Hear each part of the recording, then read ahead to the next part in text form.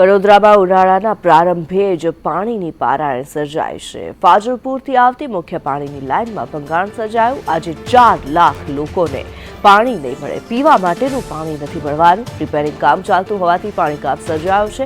છાણી વિસ્તારમાં 3 દિવસથી પાણી બંધ કરી દેવામાં આવ્યું છે, ત્યારે મહિલાઓ અને સ્થાનિકોએ રોષ વ્યક્ત કર્યો છે।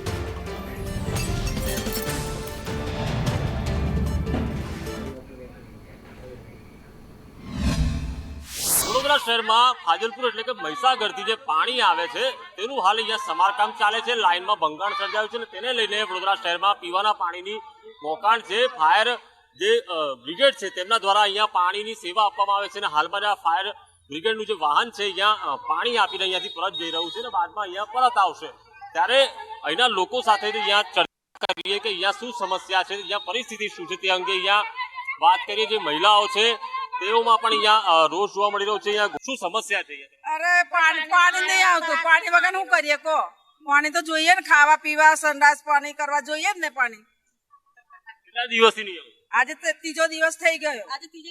ત્રણ દિવસ પાણી જ નહીં આવતું, ધીમે ધીમે આવે છે। એ બી 1 કલાક પોણા કલાક આવે છે। જો પીવાનું પાણી ભરે એટલે પછી નાવા ધોવાનું પાણી રહેતું જ નથી। હા, પાણી જ નહીં આવતું। પ્રોબ્લેમ છે ને ભાઈ, 6 મહિનાથી પ્રોબ્લેમ છે પાણીની।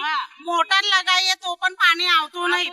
1200 લોકોને નહીં 1500 લોકોની વસ્તી છે, પણ પીવાનો એક લીટો બી નહીં મળતો। અમે ડોહા માણસ શું કરવાનું બતાવો? હા, અહીંયા ટેમ્પો ભરીને પાણી લાવે, વેરો લેવાનો તમારે અને અમને પાણી નહીં આલવાનું એવું? વેરા બધા ભરે છે। વર્ષ વેરાને ભરે 18% વ્યાજ લે છે। 18%। આ પરિસ્થિતિ કેમેરા પર્સન નિકેશ વાળંદ સાથે કુણાલ શર્મા, સંદેશ ન્યૂઝ, વડોદરા।